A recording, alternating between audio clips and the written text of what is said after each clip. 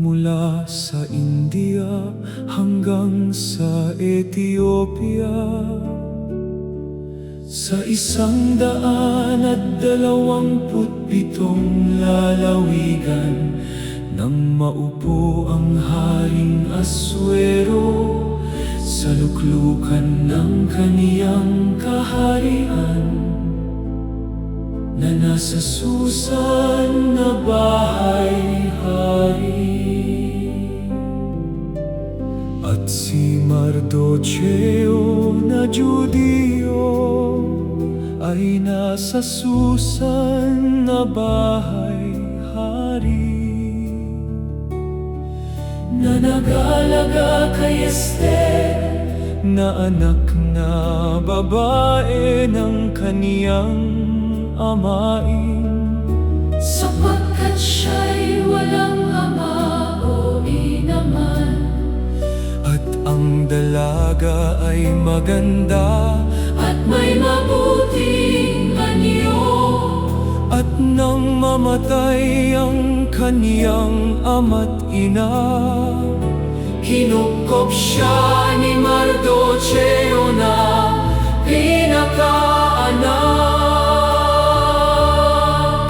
At sininta ng hari si Esther,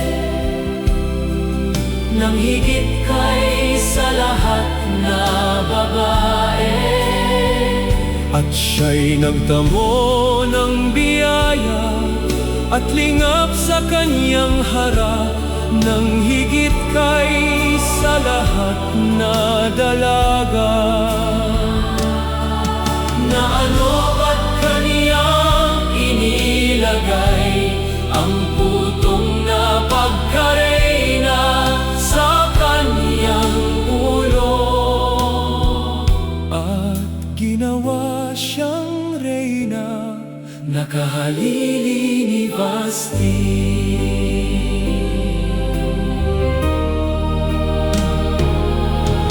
at ang hari ay gumawa ng malaking kapistahan sa lahat niyang mga prinsipe. Sa makatuwid bagay ang kapistahan ni Esther, At siya'y gumawa ng pagpapahinga sa mga lalawigan, at nagbigay ng mga kaloob ayon sa kaloob ng hari. At si Esther ay hindi pa nagsasaysay ng kanyang lahi o ng kaniyang bayan man. at sininta ng hari si Esther, nang higit kay sa lahat na babae. At siya'y nagdamo ng biyaya at lingap sa kaniyang harap, nang higit kay sa lahat na dalaga. Na ano ba't kaniyang inilagay ang putong na pagkareyna sa kaniyang ulo? At ginawa siyang reyna, nakahalili ni Vasti. Nang mga araw na yaon, samantalang si Mardocheo ay naupo sa pintuan ng hari. Dalawa sa mga kamarero ng hari ay nangagisip ng masama laban sa Haring Assuero.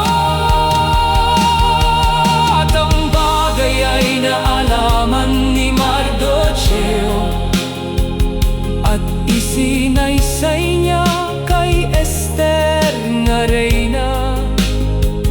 At si Esther ay nagsaysay sa hari sa pangalan ni Mardocheo, at nasulat sa aklat ng mga alaala sa harap ng hari. Si Esther ay nagtamo ng biyaya sa harap ng hari.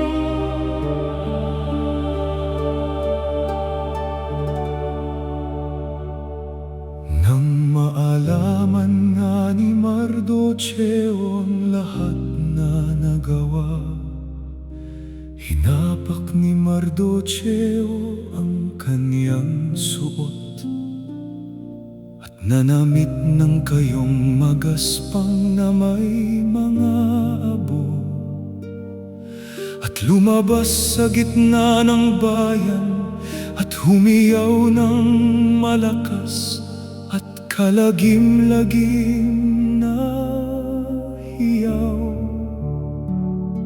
At siya'y naparoon hanggang sa harap ng pintuang daan ng hari.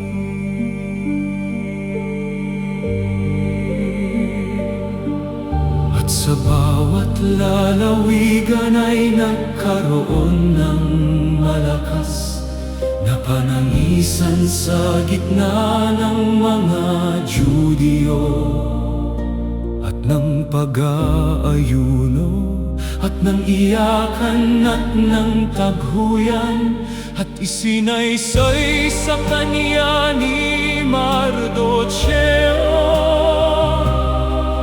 ang lahat na nangyari sa kanya,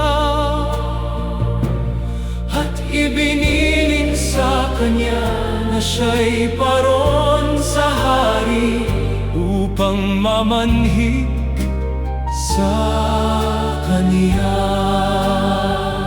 at upang hingin sa kanya dahil sa kaniyang bayan. Huwag mong isipin sa iyong sarili na ikaw ay makatatanan ng higit kaysa lahat na mga Judio,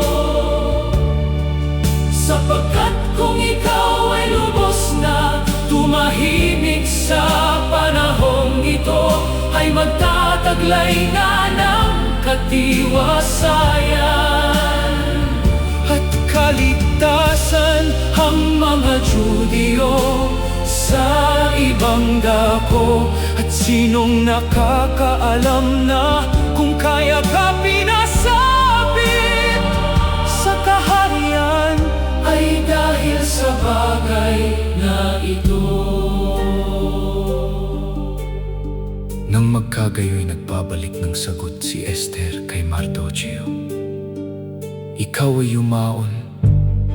Pisanin mo ang lahat na Judio na nangakaharap sa Susan, at ipagayuno ninyo ako, at huwag kayong magsikain o magsiinom man na 3 araw, gabi o araw.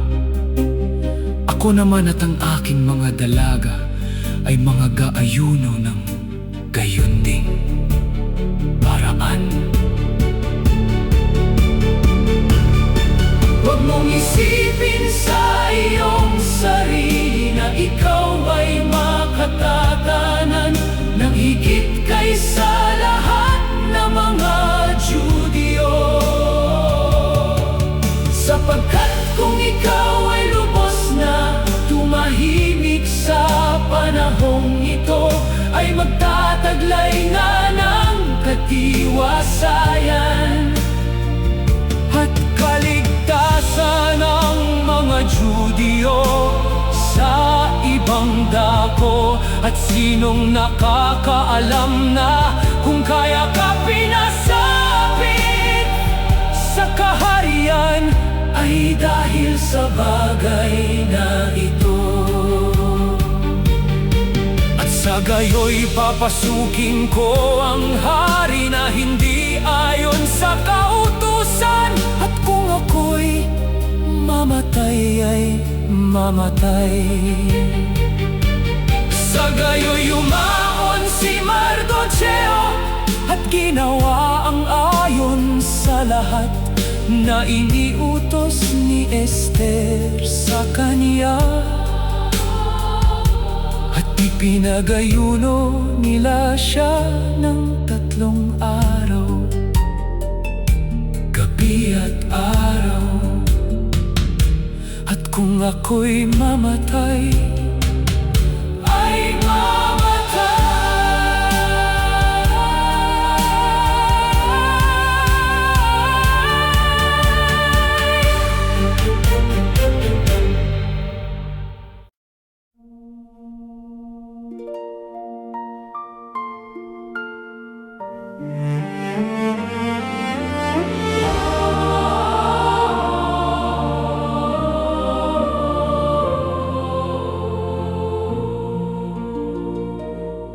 Sa 12 buwan nga na siyang buwan ng Adar,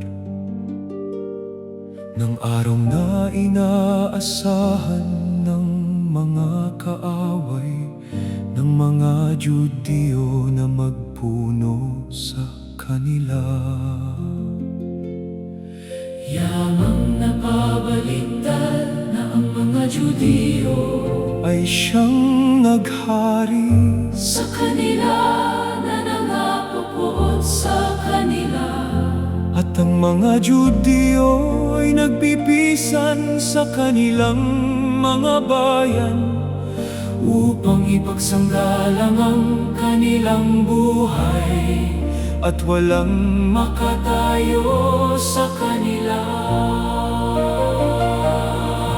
At lahat ng mga prinsipe sa mga lalawigan ay nagsitulong sa mga Judio, sapagkat ang takot kay Mardocheo ay sumakanila.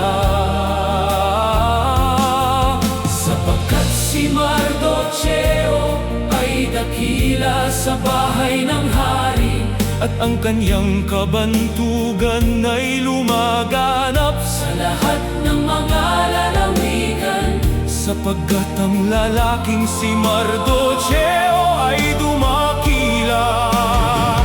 nang dumakila, Mga pinakaaraw na ipinagkaroon ng kapahingahan ng mga Judio sa kanilang mga kaaway, at buwan ng ikinapaging kasayahan ng kapanglawan, at ikinapaging mabuting araw ng pagtangis, upang kanilang gawing mga araw ng pistahan at kasayahan, at ng pagpapadalahan ng mga bahagi ng isa't isa, at ng mga kaloob sa mga dukha.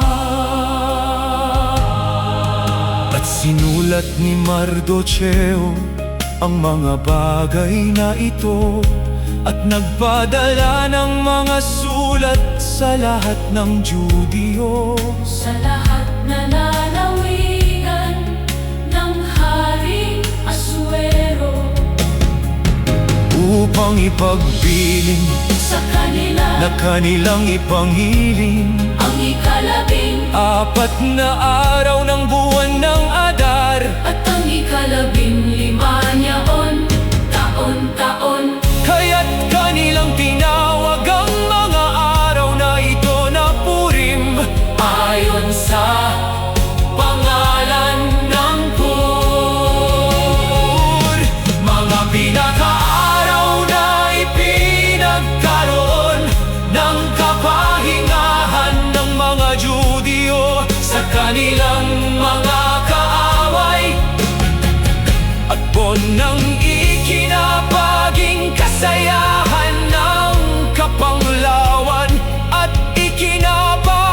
mabuting araw ng pagtangis, upang kanilang gawing mga araw ng pistahan at kasayahan, at ng pagpapadalahan ng mga bahagi ng isa't isa, at ng mga kaloob sa mga dukha. Sapagkat si Mardocheo na Judio ay pangalawa ng Haring Asuero, at dakila sa gitna ng mga Judio, at kinalulugdan ng karamihan ng kanyang mga kapatid, na humahanap ng ikabubuti ng kanyang bayan, At nagsasalita ng kapayawan sa kanyang buong lahi. At si Esther na reyna ay sumulat upang pagtibayin ang mga araw na ito ng Purim. ang kapanglawan ay naging kasayahan, At ang pagtangis ay naging mabuting araw.